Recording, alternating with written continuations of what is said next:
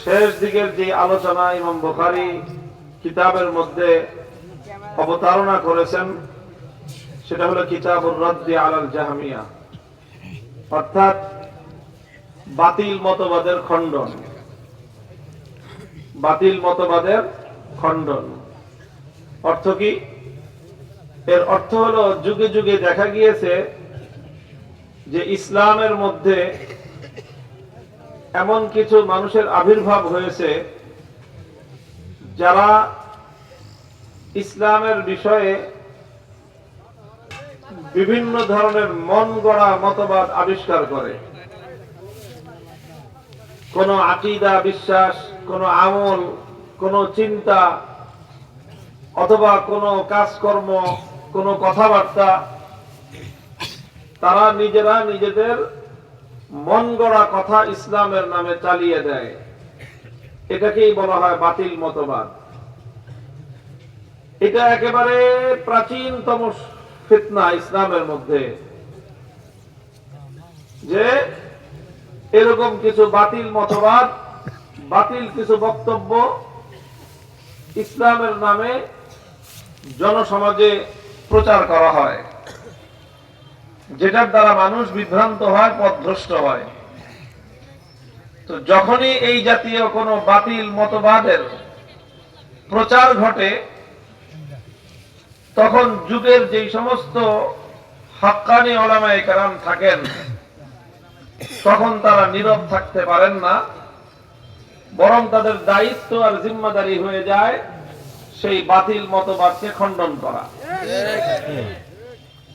প্রশ্ন করবেন, আলেমদেরকে এই দায়িত্বটা দিল কে? প্রশ্নের জবাব হলো, আলেমদেরকে এই দায়িত্ব দিয়েছেন দুনিয়ার কোন সরকার নয়, দুনিয়ার কোন কর্তৃপক্ষ নয়, দুনিয়ার কোন কমিটি নয়।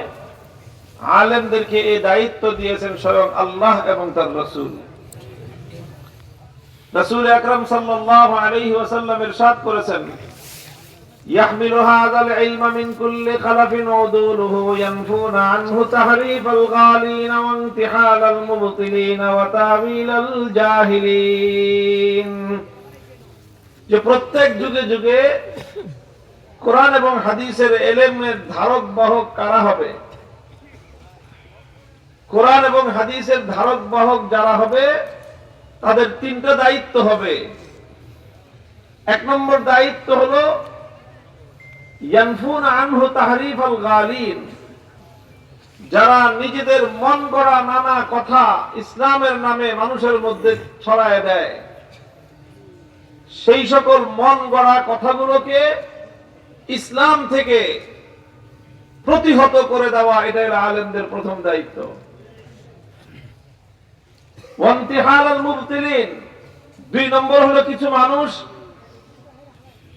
কোরআনের কোন আয়াতের দ্বারা, নবীর কিছু হাদিসের দ্বারা কিছু ভুল মতবাদ তারা প্রচার করতে চায়। আলেমদের দায়িত্ব হলো কোরআন হাদিসের দ্বারা যারা ভুল ভাবে প্রমাণ দেয়, ভুল ভাবে যারা ব্যাখ্যা দেয়, সেই ভুল ব্যাখ্যাগুলোকে প্রতিহত করা, খণ্ডন করা, এটা হলো আলেমদের দ্বিতীয় দায়িত্ব। তিন নম্বর দায়িত্ব হলো তাওয়িলাল জাহিলিন, কিছু মূর্খ মানুষ তারা কোরআন হাদিসের অপব্যাখ্যা করে, ভুল ব্যাখ্যা করে। যেরকম একদল মূর্খ মানুষ আছে, তারা কোরআনে কারীমের আয়াত লাকুম দীনুকুম ওয়ালিয়া দীন, আল্লাহর কোরআনের আয়াতের দ্বারা ধর্মনিরপেক্ষতার মতো কুফরি মতবাদের পক্ষে তারা দলিল দেয়। চরম মূর্খতা এবং গণ্ড মূর্খতা ছাড়া কিছুই নয় এটা। এই জাতীয় কাজ যারা করবে, আলেমদের দায়িত্ব হলো তাদের এই ভুল চিন্তা চেতনাকে খণ্ডন করা, জাতির সামনে তাদের প্রকৃত মুখোশ উন্মোচন করে ইসলামের সঠিক বার্তা মানুষের কাছে তুলে ধরা, এটাই হলো আলেমদের জিম্মাদারি। এটা অন্য কেউ দেয় নাই, এটা স্বয়ং আল্লাহর রাসূল এই জিম্মাদারি আলেমদেরকে দিয়েছেন। এই জন্যই আলেমগণ যারা হাক্কানি উলামায়ে কেরাম, যখনই কোনো বাতিল মাথাচাড়া দিয়ে উঠে, উলামায়ে কেরাম তখন নীরব থাকতে পারেন না, তখন সেই বাতিলের মাথা খণ্ডন করে দিয়ে সেই বাতিলের উত্থিত মাথাকে চূর্ণ বিচূর্ণ করে দেওয়াটাই আলেমদের জিম্মাদারি এবং দায়িত্ব।